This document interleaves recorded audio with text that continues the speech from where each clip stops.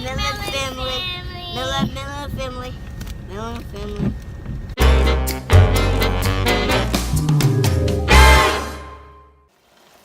Cooking for Avani's 14th hotel party. I'm cooking for Avani's 14th birthday party at the hotel. Oh, pause. This is taco gut.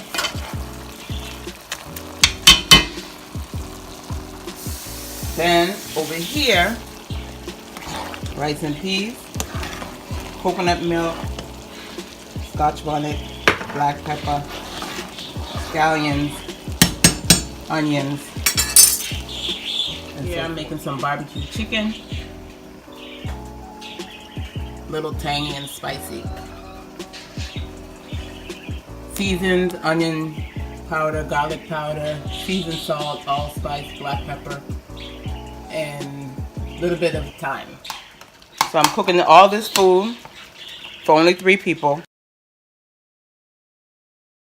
And my food is the best. If you need me to cook anything, just link in the bio. And ain't nothing free because we charging a fee, you heard? You can fly me out. You pay for my ticket. I do events, catering. I do locks. I'm a nurse, RN. Probably about 8 cups.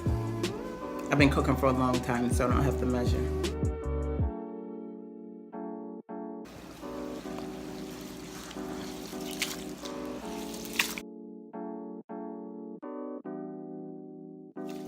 This is how you wash the rice.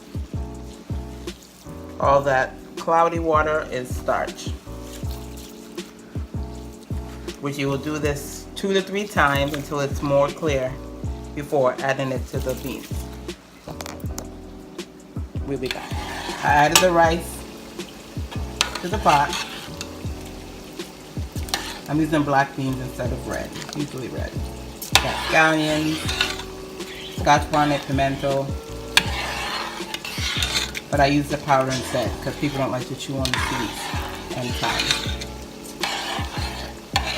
So this will cook. As soon as the water goes down, I'll show you again. And you turn the fire down, cover the pot, and let it simmer.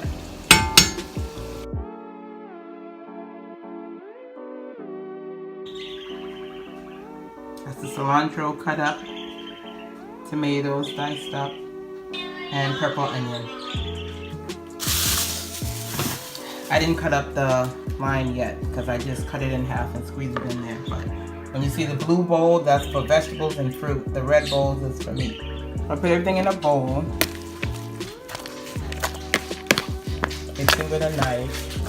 So now I'm gonna use about 3 limes to get that tangy taste. But the limes are kind of like really green, so a trick you can do is to put them down and press, then rotate and press. Just keep rotating them, and then by doing that, it'll be easier to juice them instead of the pulp will break within the skin. So I've cut the lime in half after squeezing them to take to make it juicy within the pulp.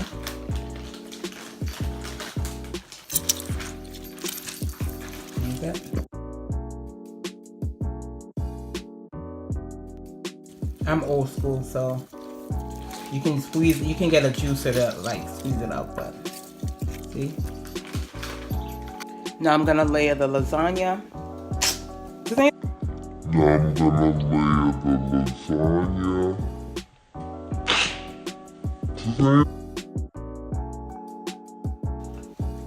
Now I'm gonna layer the taco guts.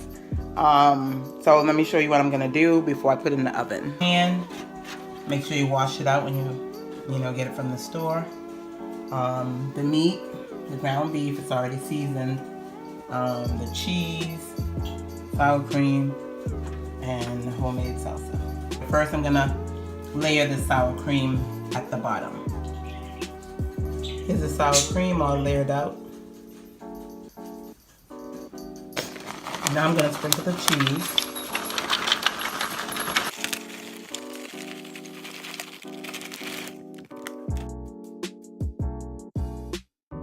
So now I'm going to be putting salsa over. And this salsa is tangy. You don't want the juices from the salsa in the pan, because what it does, it'll leave like a whole layer of water at the bottom.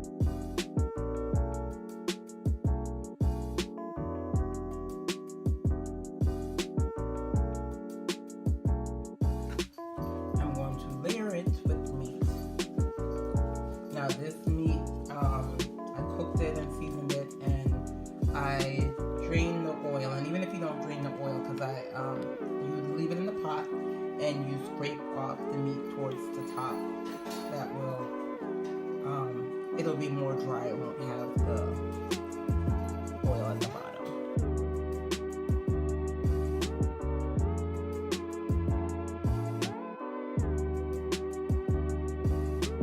Now, I put the taco guts in the oven at about 350 for about 25 minutes. And then now, you lift the pot cover off, you let the water drip, and put that aside. And this is what your rice should be looking at. It should be looking like as you are letting it simmer.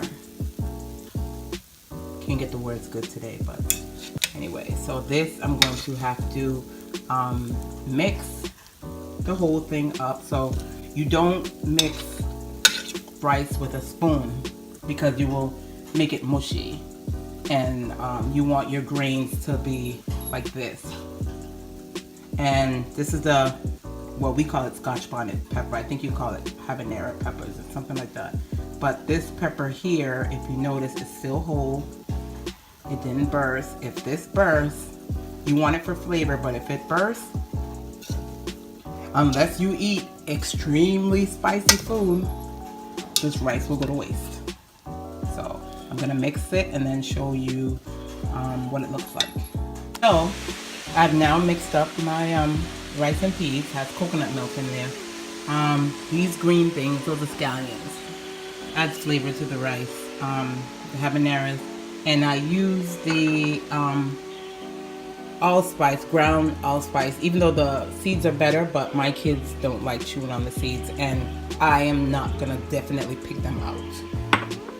And then as you stir in the rice, I forgot to tell you that you want to stir it till you feel the harder part at the bottom, but you don't want to dig that up. We call that bun. I don't know what you guys would call it. I guess the bottom, the burned part of the rice, or the firmer part of the rice is at the bottom of the pot.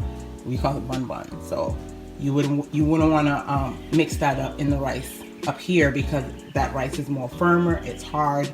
It's not really like the rice on the top. So it stays usually at the bottom of the pot. Some people eat it, some people don't. But that's the rice and peas. So now I'm gonna put the top back on there. And in about 15 minutes, it'll be done. And we're gonna go to the oven. I'm gonna pull out the chicken. As you can see, it's nice, it's golden. It has a pretty color. At this point, I will drain the juices from the bottom, because my kids doesn't like they like the sauce to be dry and firm, not watery. So I'm gonna drain that juice. You can also use that juice for if you're gonna be cooking like chicken. You know what? I'm gonna be cooking brown stew chicken, so I may add that juice to my brown stew chicken. I'll show you guys how I make that a little later on today. My other phone is ringing. But this is how the chicken looks. I'm going to add the barbecue sauce, and then I'm going to show you how it looks after this. But that's the color you want. Pretty brown, golden, you know, firm but not. Now I put the barbecue sauce. I put 3 different kinds. I put a Kansas style, honey barbecue, and a hickory barbecue sauce.